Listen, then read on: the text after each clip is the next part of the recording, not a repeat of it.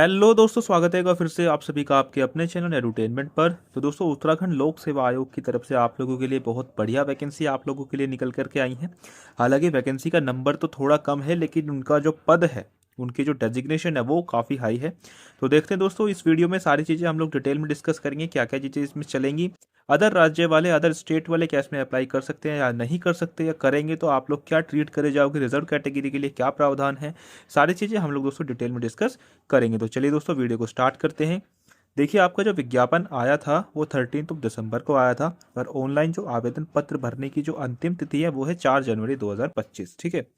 और यहाँ पे जो है संशोधन के लिए, जो आप लोगों को एडिट करने के लिए जो डेट दी गई है वो है, ऑनलाइन आवेदन पत्र में संशोधन आप लोग 10 जनवरी 2025 से कर पाएंगे और 20 जनवरी 2025 तक कर सकते हैं। अब आप लोगों के पास जो है काफ़ी अच्छी अच्छी वैकेंसीज आप लोगों के लिए लेकर के आया हूँ भाई साहब आज में। और उसमें मतलब पब्लिक डीलिंग होती है, वहीं पे पावर होती है, आप सभी लोग जानते हैं। और ये पीडीएफ थोड़ा सा ऊपर चला गया, यहाँ पर आ रही है। और यहाँ पर देखते हैं दोस्तों, नायब तहसीलदार की आप लोगों की वैकेंसी निकल के आई है। और आप सभी लोग जानते हैं कि तहसीलदार, नायब तहसीलदार, आप सभी लोग जानते हैं कितना तगड़ा जो है इनका रुतबा एक तरीके से होता है। तो इसमें आप लोगों के टोटल जो वैकेंसी 36 है, और अनरिजर्व के लिए 18 हैं, फिर आपके 8, 2 और ईडब्ल्यूएस के लिए 3 वैकेंसीज है। तो यहाँ पर आप लोग देख सकते हैं।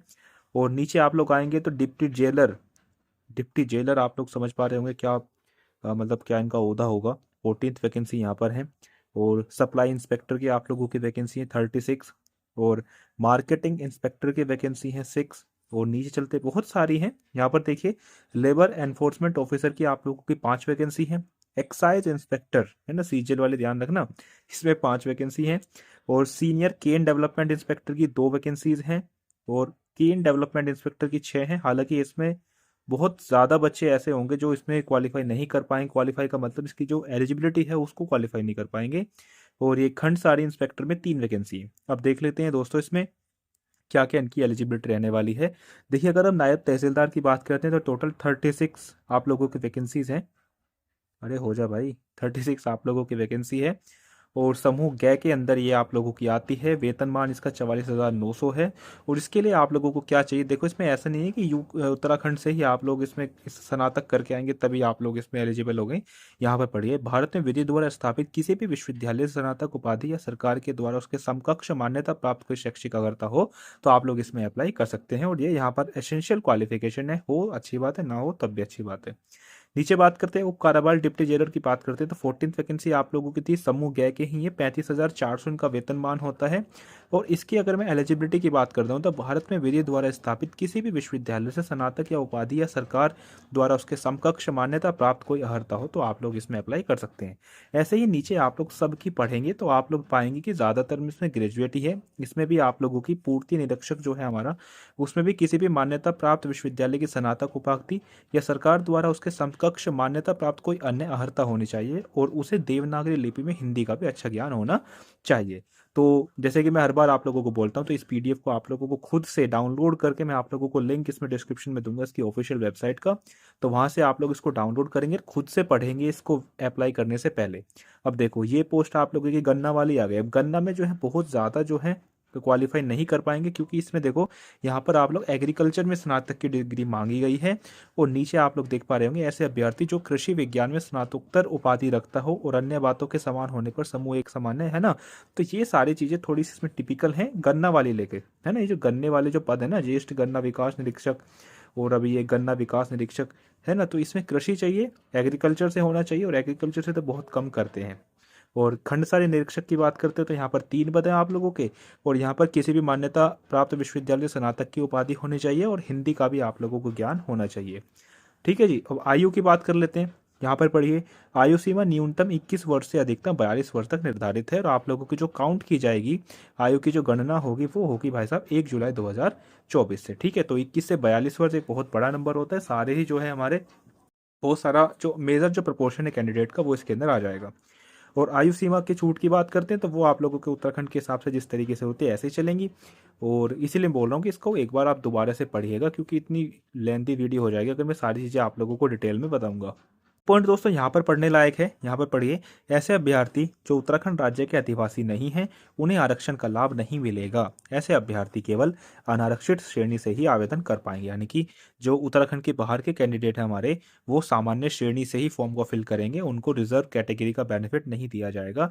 यानी कि खाली जो उत्तराखंड वाले हैं उनको ही जो है इसका लाभ दिया जाएगा। यहाँ पर लिखा भी है कि उत्तराखंड राज्य के अनुसूचित जाति, अनुसूचित जनजाति और अन्य पिछड़ा वर्ग और ईडब्ल्यूएस पूर्व सैनिक, स्वतंत्रता से संग्राम सैनी और ये सारे जो हैं आप लोगों को, इनको जो है उनके आश्रित अभ्यर्थियों के लिए आरक्षण भर्ती के समय प्रवर्त सरकारी आदेशों अनुसार प्रदान जारी किया जाएगा। ठीक है, तो जो उत्तराखंड के हैं केवल उन्हें ही रिजर्वेशन का जो है बेनिफिट दिया जाएगा, जो अदर स्टेट के हैं उनको रिजर्वेशन का बेनिफिट नहीं मिलेगा। ठीक है जी। यहाँ पर दोस्तों इस चीज़ को और पढ़िए। फाइनल सबमिशन के पश्चात आवेदन पत्र में भरे गए डाटा में अभ्यर्थी द्वारा किसी भी प्रकार का संशोधन नहीं किया जाएगा। ठीक है ना, तो एक बार अगर आप लोगों ने सबमिट कर दिया तो फिर हो ही जाएगा, फिर तो वो 10 जनवरी तक का आप लोगों को वेट करना पड़ेगा। और अभ्यर्थी द्वारा रजिस्ट्रेशन प्रक्रिया पूर्ण किए जाने पर मोबाइल नंबर भी आप लोगों का एडिट दोस्तों नहीं होगा, है ना। अब यहाँ पर आप लोग देख पा रहे होंगे, यहाँ पर करेक्शन के बारे में बताया गया है कि एडिट और करेक्शन की जो लिंक की जो समय अवधि होगी 10 दिन की होगी, जैसे 10 जनवरी से 20 जनवरी तक, जैसे मैंने आप लोगों को बताया था ना। तो उसी से संबंधित ये सारी चीज़ें यहाँ पर लिखी हुई हैं। अब यहाँ पर फीस देख लेते हैं दोस्तों। अगर आप लोग यूआर कैटेगरी से फॉर्म फिलअप करते हैं तो एप्लीकेशन फ़ी आप लोगों की 150 रहेगी, और बाकी टैक्स वगैरह लग के 172.30 ये आप लोगों का चार्ज बनेगा। और उत्तराखंड के अगर ईडब्ल्यूएस हैं तो उनके लिए भी यही सेम चार्ज रहेगा। मतलब फीस तो आप लोगों की तीनों की सेम ही रहेगी, बस SC ST वाले हैं उनकी 82.30 रहेगी। ठीक है जी। तो ये आप लोगों को कुछ फीस का कैटेगराइजेशन इन लोगों ने किया है।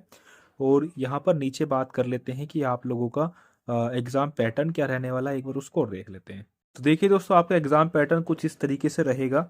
यहाँ पर आप लोग देख पा रहे होंगे कि परीक्षा की योजना या पाठ्यक्रम कैसे रहेगा। पहले आप लोगों को प्रारंभिक परीक्षा रहेगी, केवल एक प्रश्न पत्र, सामान्य अध्ययन एवं सामान्य बुद्धि प्रशिक्षण आप लोग परीक्षण वस्तु इस प्रकार का होगा, यानी कि ऑब्जेक्टिव टाइप आप लोगों का प्री होगा, उसके बाद आप लोगों का मेंस होगा, लिखित परीक्षा होगी, फिर उसके बाद थर्ड जो है आप लोगों का इंटरव्यू होगा। प्रारंभिक परीक्षा की बात करते हैं तो आप लोगों का वही सामान्य अध्ययन आप लोगों का आने वाला है, सामान्य बुद्धि परीक्षण होगा आप लोगों का, जिसमें 150 मार्क्स आप लोगों के रहेंगे, 2 घंटे क्वेश्चन रहेगा और 150 नंबर के क्वेश्चन, और मतलब 1 नंबर का एक क्वेश्चन आप लोगों को 150 टोटल क्वेश्चन आएंगे 2 घंटे के लिए। और प्रारंभिक परीक्षा आप लोगों की क्वालिफाइंग ही रहेगी, यानी कि मेरिट निर्धारण हेतु नहीं जोड़े जाएंगे, यानी कि आप लोगों को एक तरीके से क्वालिफाई करनी है।